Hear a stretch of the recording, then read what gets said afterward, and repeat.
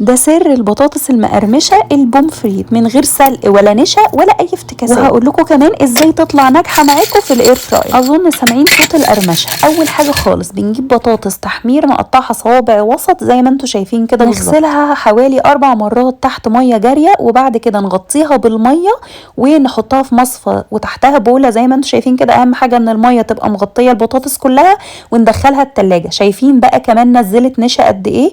لازم ننقعها ليله كامله في ميه زي ما قلت لكم في التلاجة من غير اي حاجه. المرحله دي بقى هنصفيها من الميه اللي هي فيها وننشفها ونرش عليها رشه زيت ونحطها في الاير فراير. هتطلع معاكم تحفه. بس دي هتبقى بطاطس عاديه مش بوم فريت.